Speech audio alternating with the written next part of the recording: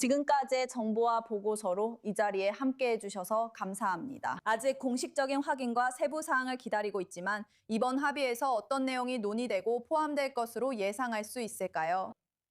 즉 이번 합의는 미국과 이란 간 갈등의 핵심이 되는 가장 중요한 문제들을 논의하기 위한 일정표를 만드는 것입니다. 그리고 물론 이스라엘은 여기서 미국 편에 서 있지만 공식적으로는 협상 당사자가 아닙니다.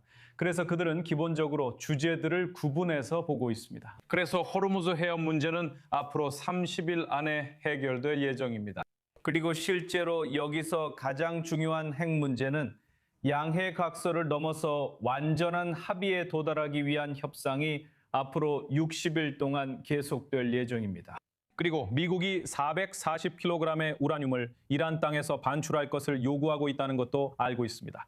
그 우라늄이 어디로 갈지는 아무도 모릅니다. 의문점이 많습니다. 느낌표보다 물음표가 훨씬 더 많습니다. 하지만 지금 주목받고 있는 것은 기본적으로 이 두 가지 일정입니다. 호르무즈 해협 협상은 30일, 핵 협상은 60일입니다.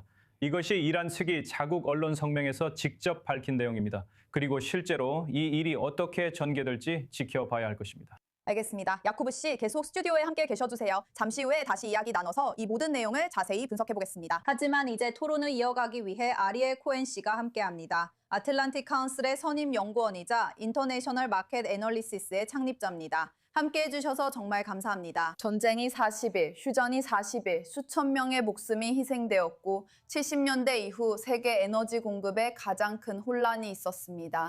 그리고 가장 먼저 떠오르는 질문은 이제 우리가 합의를 바라보고 있는 이 시점에서 이스라엘과 미국이 얻은 것은 무엇인가요?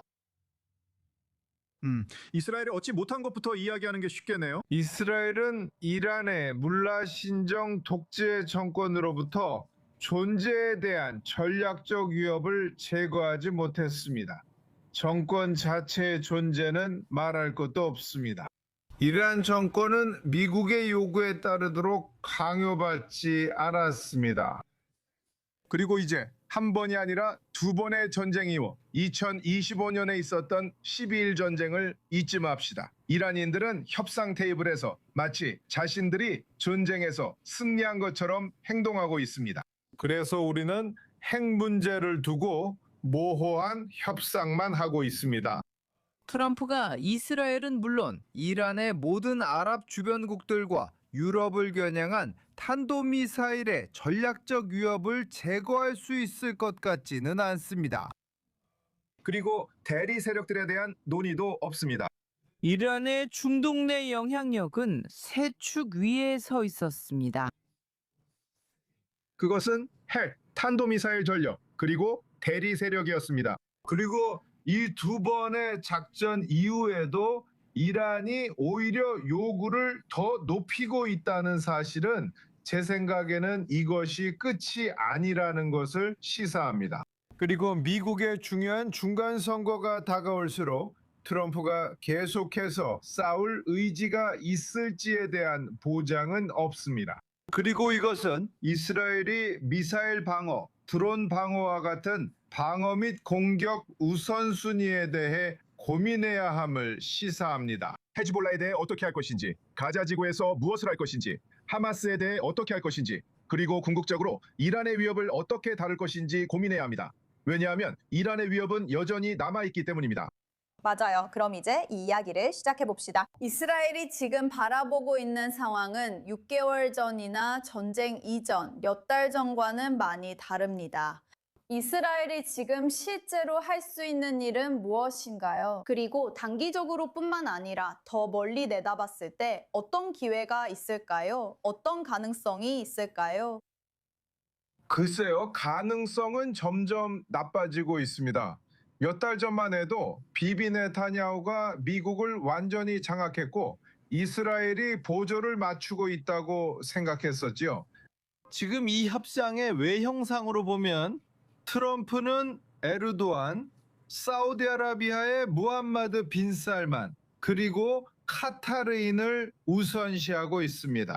그리고 비비는 일종의 전화 한 통 정도로 뒷전으로 밀려나 있습니다. 이건 이스라엘에게 좋은 징조가 아닙니다.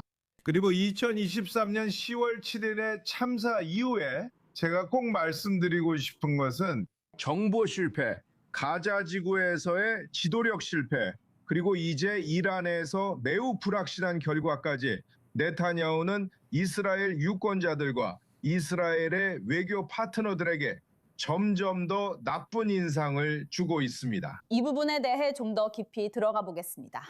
물론 이것은 큰 국제적인 이슈이지만 이스라엘과 베냐민 네타냐후에게는 이번 선거에 어떤 영향을 미칠까요? 이건 정치적인 도전이 될 수밖에 없다고 생각해요. 이건 점점 심각해지는 도전입니다. 다른 사건들도 있습니다. 카타르 자금 관련 의혹이 있는데 제 생각에 그게 네타냐후 내각의 어두운 그림자를 드리우고 있습니다. 무슨 일이 있었던 거죠? 누가 돈을 받았나요? 얼마를 받았나요? 예루살렘을 통해 가자지구로 전달된 그 돈은 어떻게 된 건가요? 10월 7일 전과 그날에 하마스가 이스라엘을 공격하려는 계획에 대해 누가 무엇을 알고 있었는지가 문제입니다. 보세요. 저는 구식이고 또 이스라엘 변호사이기도 합니다. 저는 바도트 하케렘, 맘네 흐티옷, 즉 정부조사위원회가 존재하는 데에는 이유가 있다고 믿습니다. 그리고 정부조사위원회에서는 제가 방금 열거한 모든 문제들이 아주 철저하게 조사되어야 합니다. 그리고 10월 7일 이후 3년이 지났음에도 불구하고 그것들이 조사되지 않고 있다는 사실은 이 정부가 어떻게 운영되고 있는지에 대해 심각한 의문을 제기합니다. 또 한 가지 말씀드리고 싶은 것은 네타냐후 정부가 이스라엘, 유대인, 그리고 시오니즘에 대한 악마화와 비방 캠페인에 강력하게 대응하지 못했다는 점입니다. 그리고 지금까지 이에 맞서기 위해 거의 아무런 조치도 취해지지 않았습니다. 세계에는 이스라엘의 정당성을 적극적으로 파괴하는 5가지 요인이 있습니다. 그것은 이란, 무슬림 형제단과 연계된 카타르, 터키, 그리고 미국과 서방의 극좌와 극우입니다. 그리고 우리는 1930년대 나치 시절에 유대인들이 위험에 처했던 것만큼이나 유대인들을 위협하는 이 거대한 정보전 공세에 대해 전략적인 대응이 필요합니다. 알겠습니다. 정말 짚어볼 내용이 많네요. 아리엘 코엔 분석과 의견 주셔서 정말 감사합니다.